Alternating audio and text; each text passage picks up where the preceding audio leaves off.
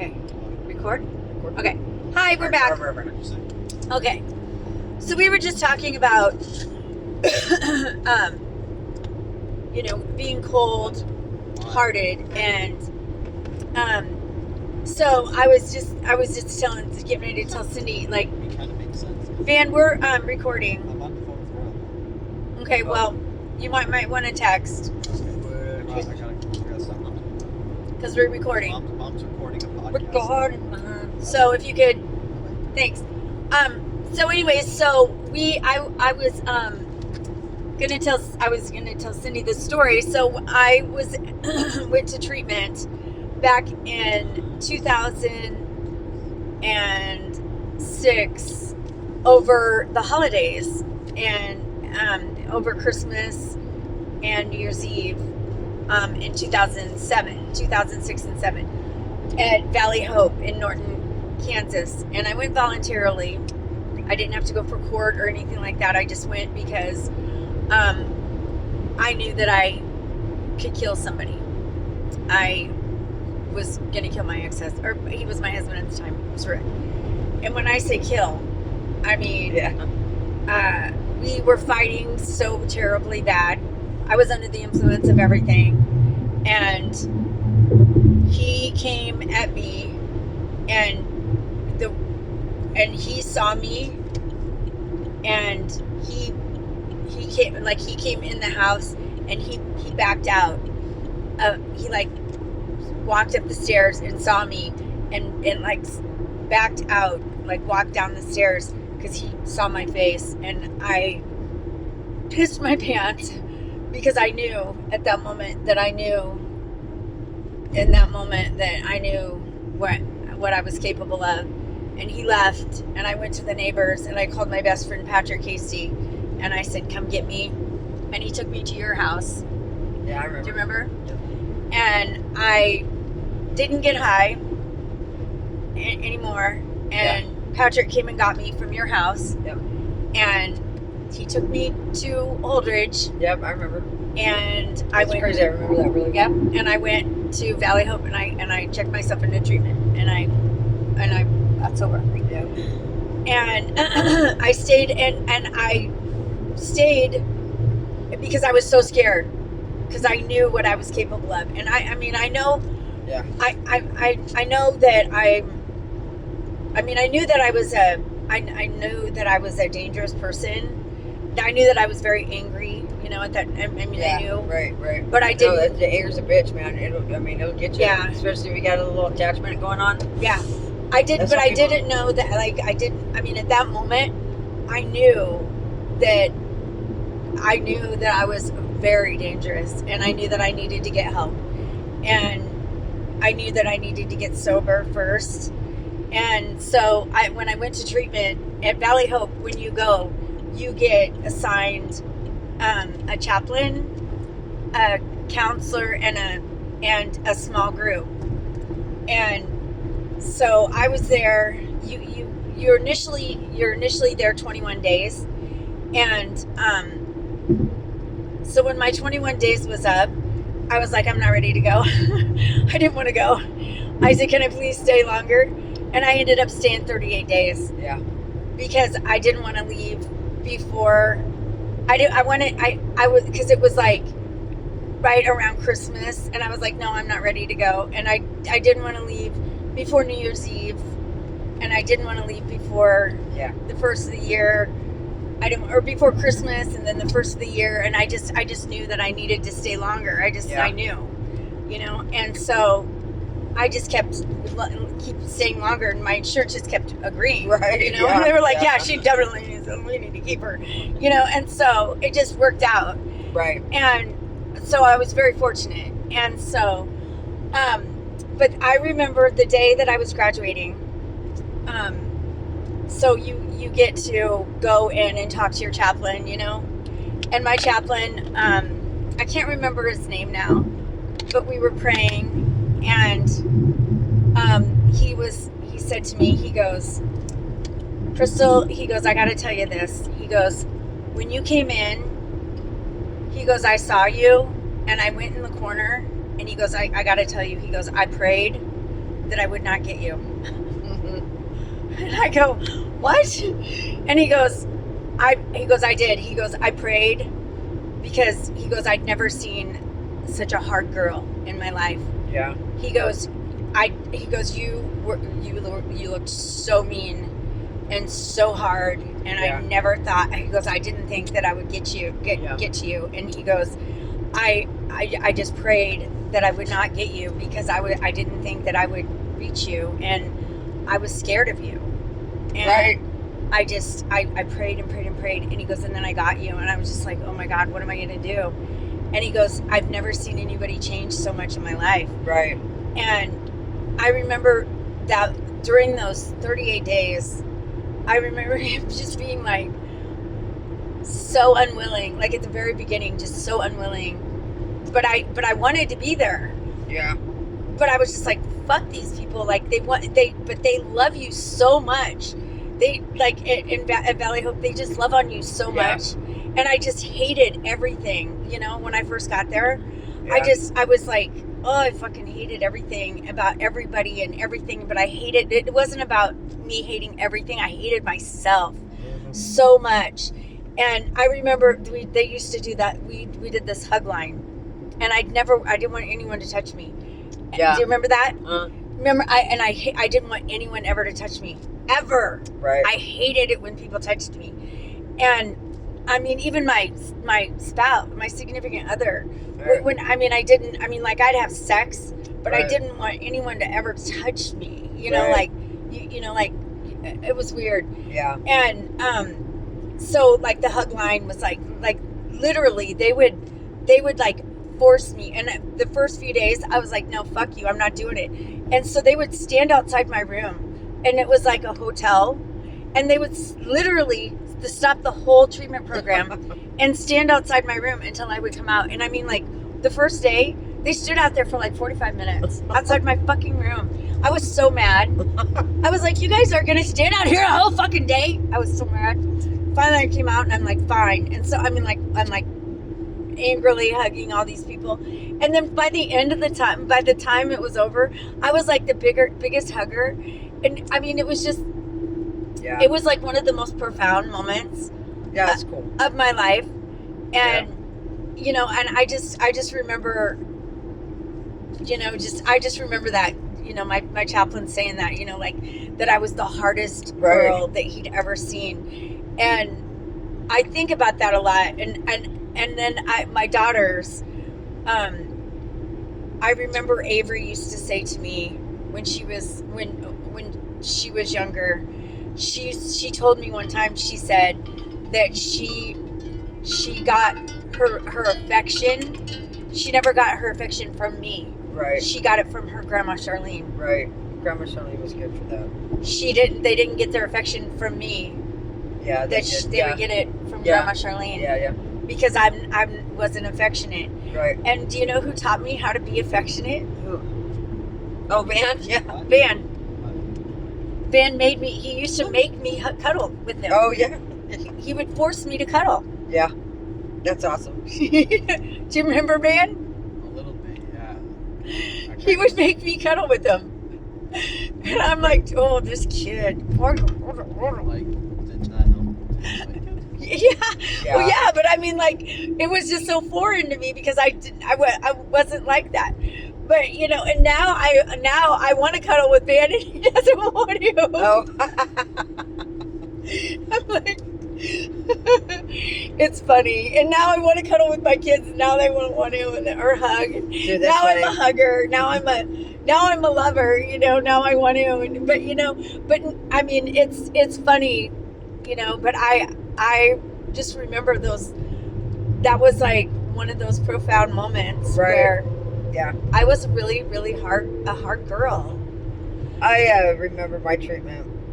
So I was in Mary Lanning and Hastings. Yeah. One of the times I went, and that's when I found out I was pregnant with Spencer. So it's kind of like, Whoops. everything kind of took a turn. You know what I mean? Yeah, and I was like, so instead of doing my treatment, I'm planning my wedding. You know what I mean? I'm like, ay. Ay, So, ay, ay. Then I yeah. had to put another panel in my wedding dress because I was being pregnant. Oh, well, Aw. it happens. I It know. happens. But, yeah, and you know what? I was also thinking about that. Is that, my kids saved my life a lot. I mean, Yeah. like, Oh, yeah. I mean, because Oh, yeah. there Yeah. was Yeah. I wasn't gonna make it, man. I mean, I wasn't gonna No. make it at all, No. and my kids saved my life.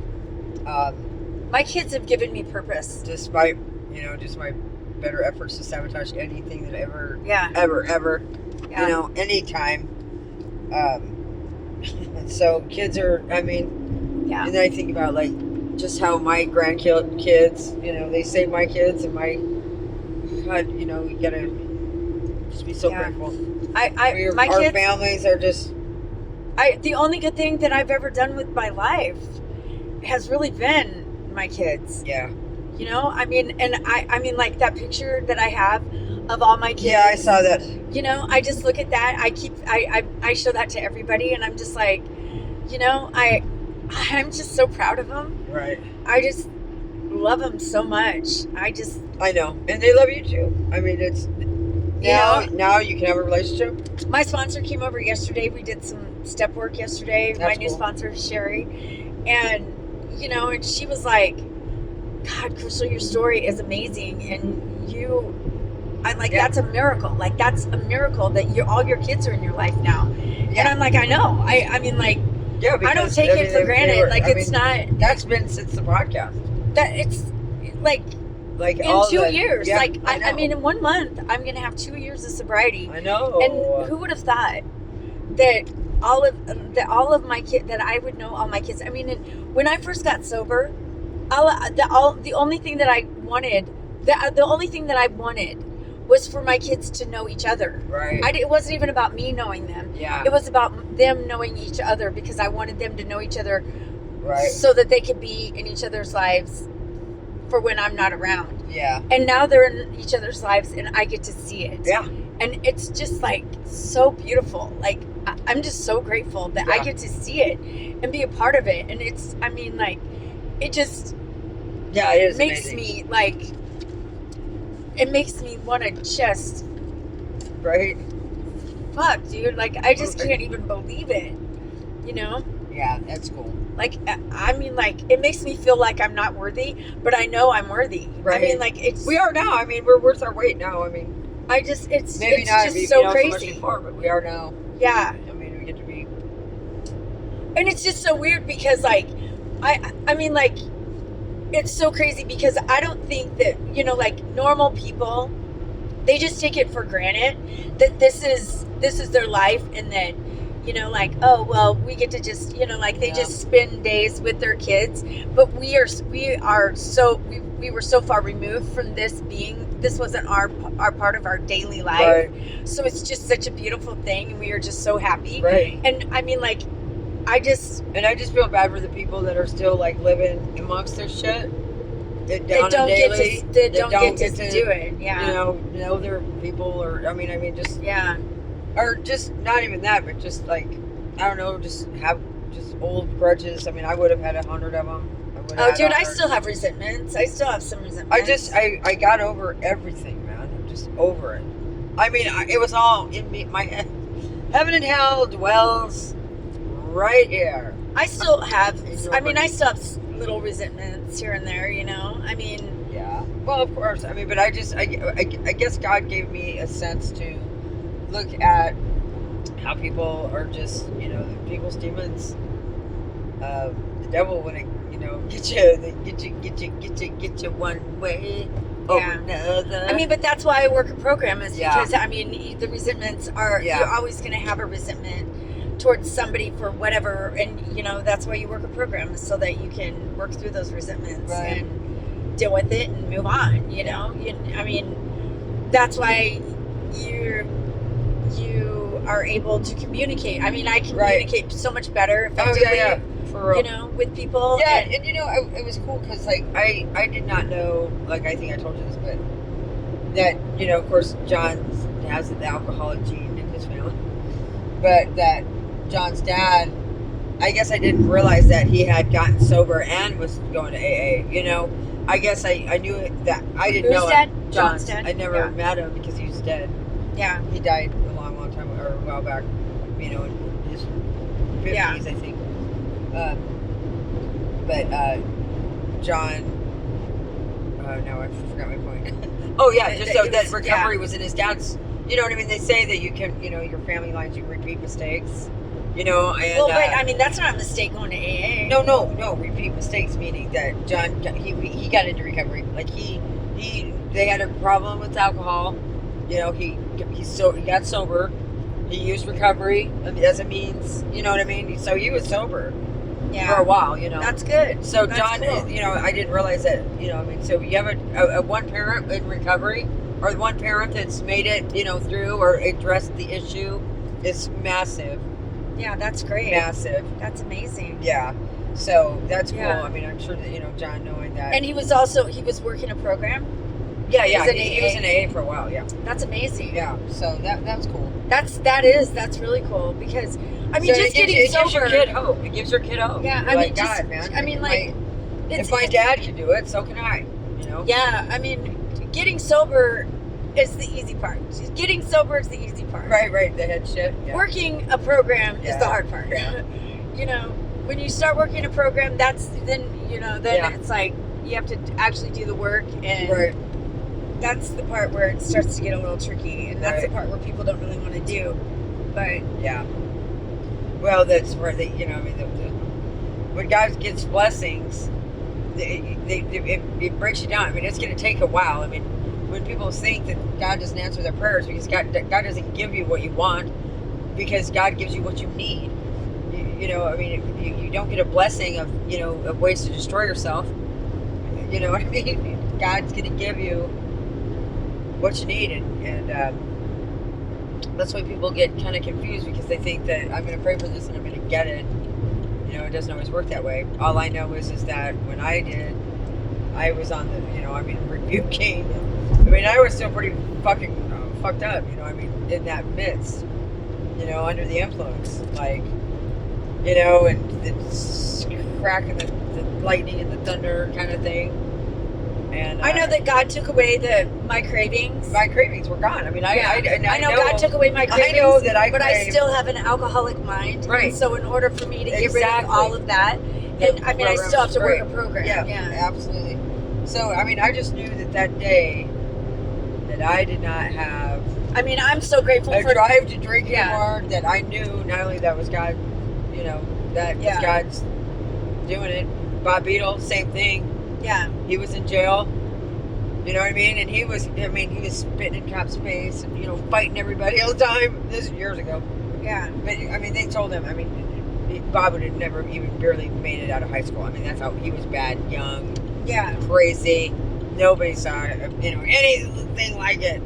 But he told God, I mean, he was in jail, you know, just like, you better do something. Take Yeah. this shit now. Yeah. Because it's going to get bad. That's how I mean, that's And how I that feel. is It's like, exactly, you know, what happened. And I just think that the power of prayer is really important.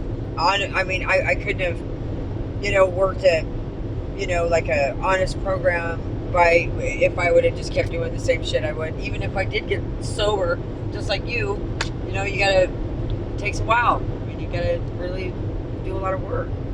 yeah. I You mean, know, and your program is, you know. I that's- never, ever you thought seem that you're I would always ever happier. be sober. I never ever thought I never did either. that I would ever have.